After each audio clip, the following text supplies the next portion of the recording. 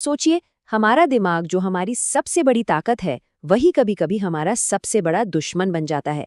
तो आज हम यही समझने वाले हैं कि अपनी भावनाओं पर कैसे महारत हासिल करें और इस दिमाग को हाईजैक होने से कैसे बचाया जाए। अरे हम सबके साथ ऐसा कभी ना कभी तो हुआ ही है ना?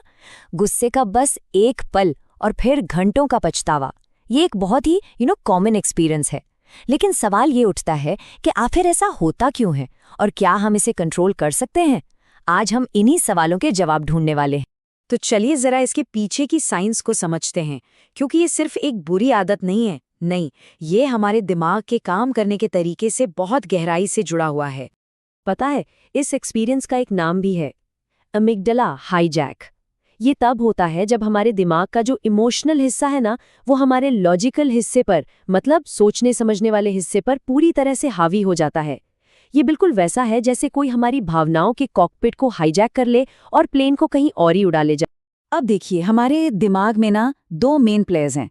एक है एमिगडाला, ये है हमारा इमोशनल गार्ड जो खतरे को भांपकर मिलीसेकंड्स में रिएक्ट करता है। और फिर है हमारे फ्रंटल लोब्स, जो हमारे दिमाग के कह सकते हैं लॉजिकल सीईओ हैं, एकदम शांत, सोचने समझने वाले। जब हाईजैक होता है ना, तो वो तेज तर्रार गार्ड सीईओ के कैबिन का दरवाजा ही बंद कर देता है। और ये सिर्फ दिमाग में नहीं होता, नहीं, हमारा पूरा शरीर इसमें शामिल हो जाता है।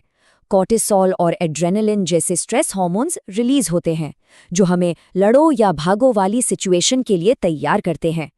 दिल की धड़कन तेज हो जाती है, हथेलियों में पसीना आने लगता है।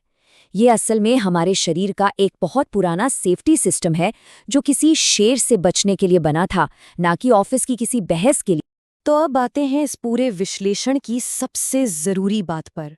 वो एक खास पल जो किसी घटना और हमारे रिएक्शन के बीच में आता है, क्योंकि हमारी असली ताकत वो यहीं छिपी है। ये विचार इस पूरे सॉल्यूशन का आप कह सकते हैं आधार है। ये हमें याद दिलाता है कि हम सिर्फ अपने हालातों की देन नहीं है। किसी भी घटना और हमारी प्रतिक्रिया के बीच एक छोटा सा स्पेस होता है, एक पल, और उसी पल में हमारी आज़ादी और हमारी शक्ति छिपी होती है। अच्छा, इसको ना 3 सिंपल स्टेप्स में समझते हैं। सबसे पहले है उत्तेजना या ट्रिगर, मतलब कोई घटना या कोई बात जो हमें उकसाती है। फिर आती है वो जगह, एक छोटा सा लेकिन बहुत कीमती ठहराव। और आखिर में होती है हमारी प्रतिक्रिया, जो कि असल में हमारा चुनाव है, हमारी चॉइस। तो सवाल ये है कि हम उस ठहराव को, उस कीमती जगह को बड़ा कैसे करें? चलिए कुछ प्रैक्टिकल टूल्स पर नजर डालते हैं जो इसमें हमारी मदद कर सकते हैं। पहला और सबसे जरूरी कदम है सेल्फ अवेयरनेस। मतलब हमें ये पहचानना होगा कि हमारे इमोशनल बटन्स क्या हैं। खुद से पूछना होगा कौन से लोग हैं, कौन सी जगह हैं या कौन सी बातें हैं जो हमें तुरंत रिएक्ट करने पर मजबूर कर देती हैं। इनको जानना ही तैयारी की तरफ पहला कदम है। जब भी कोई ट्रिगर महसूस हो, बस एक पल के लिए रुक जाइए और एक गहरी सांस लीजिए।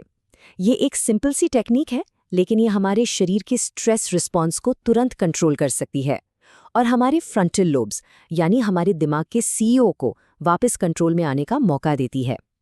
ये एक पावरफुल दिमागी रीसेट बटन की तरह है। सच में ये हजारों साल पुरानी बात है, लेकिन आज भी उतनी ही सच्ची है।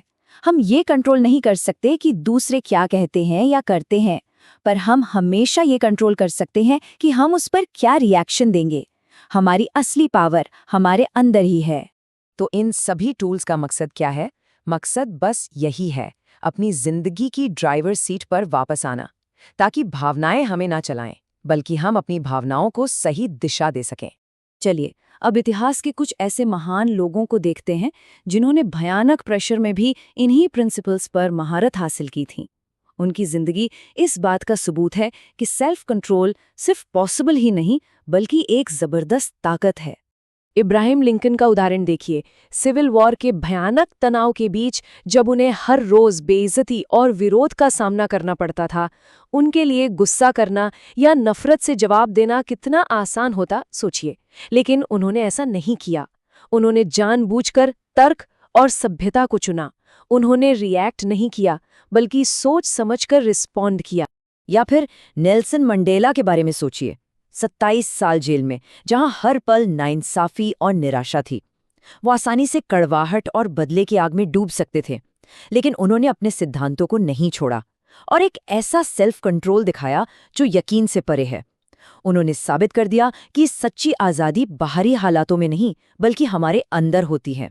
और जॉर्ज वॉशिंगटन, जो जंग जीतने के बाद आसानी से अमेरिका के राजा बन सकते थे, उन्होंने पावर छोड़ने का फैसला किया। उस जमाने में ये एक अनसुनी बात थी। उन्होंने दुनिया को दिखाया कि असली अथॉरिटी बाहरी कंट्रोल से नहीं बल्कि अंदर के संयम और स्थिरता से आती है। तो हमने दिमाग के हाईजैक होने से लेकर कंट्रोल वापस लेने तक का ये सफ़र देखा है। चलिए अब इन सारी बातों को एक साथ समेटते हैं।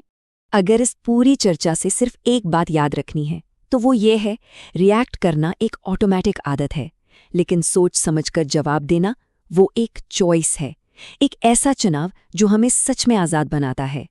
और आखिर में ये सवाल सोचने के लिए है, उस ट्रिगर और रिएक्शन के बीच की कीमती जगह में क्या चुना जाएगा? यही वो सवाल है जो हमारी जिंदगी की दिशा तय करता है।